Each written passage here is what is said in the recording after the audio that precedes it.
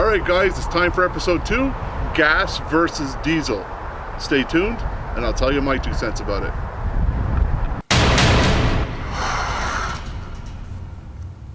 Alright, so gas versus diesel. Diesel for the win. Hey, I'll admit it, I've owned diesels before and they're just a lot more powerful, a lot more rugged, and they're meant to really take a beating. Alright, and as far as GM's Allison transmission, I have to admit I've had it, I like it, and if I had the choice I'd probably be going with that. But at the time I owned the the Silverado with the diesel and the Allison crew cab, I could not put a plow on it. The weight of the diesel engine brought my suspension to the maximum limit, and it did not have a plow package to put on that truck when I purchased it. And I did order it. I did have like the chance to make these little changes. They didn't offer it. Lucky me, right? Well, anyways, I ended up, so I used those trucks for transport and they worked great. I owned 3 of them and I had no issues with them.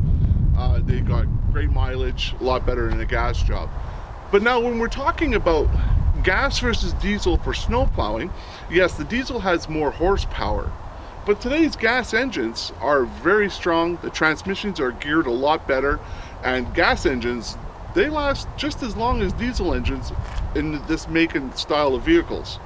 So it's kind of a toss-up. You know, you've got to consider things like the diesel engine costs more than a gas engine. Mechanical work on a diesel engine is generally, I know a lot of you guys got buddies or friends or a special shop that gives you a good price, but generally it costs more to repair than a gas engine. Other things to consider, I know that you're going to say, well, you get better fuel mileage. Yes, but that's coming at a cost because the engine costs you more to buy on the onset. Also, now you have to add this extra liquid for the particulate exhaust matter, whatever, something like that. You know, and that's like what? You have to fill that up every time you fill the tank up. And that's what, a gallon of that's running about anywhere from $15 to $20. Maybe somewhere you can get cheaper. I don't know the prices. I've only had to buy it once for a friend's truck that I borrowed. So I'm not too learned on that, but those are extra costs that you have to consider when you're deciding on a diesel and a gas. This is a 6.2 liter engine, and trust me, it has more than enough power to handle this plow and pushing whatever's in front of it. Heck, I could probably push a couple of cars in front of this plow too. Now, with that being said, I know a lot of you are maybe going to leave some comments or something, and that's fine. I mean, it's all about sharing how you feel and to also express yourself on what you consider better, gas or diesel. And that definitely allows people to see and read what other people think. So I definitely encourage you to leave comments. All right, so I've given you my thoughts on diesel versus gas. It's not really a big deal since technology has changed so much, one versus the other for different jobs.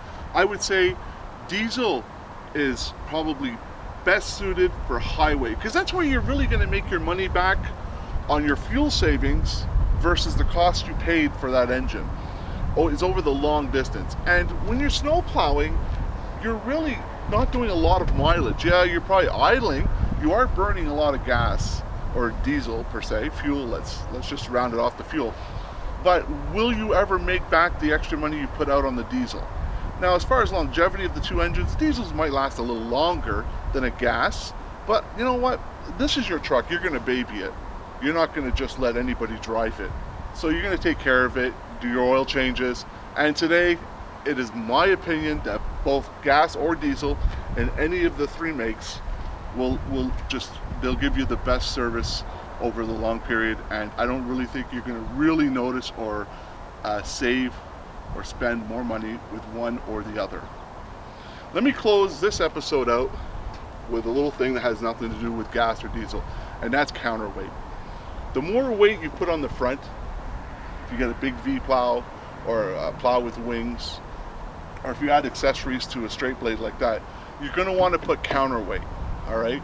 Now I know some guys will they'll put the salter on the back, and that's awesome. That's great. It's a great counterweight. But when that salter's empty, you've lost your counterweight.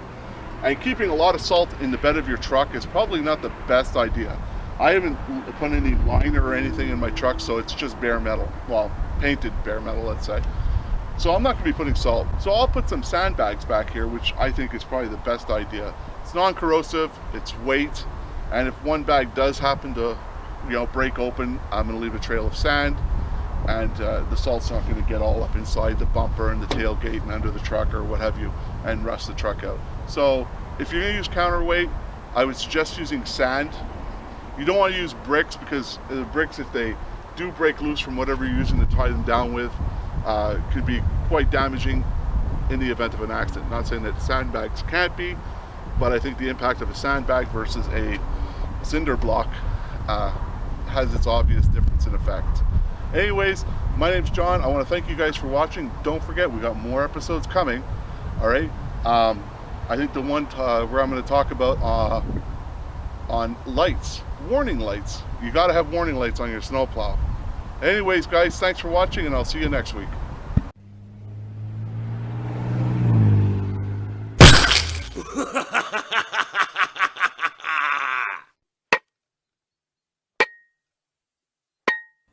It's a dirty job, but someone has to do it.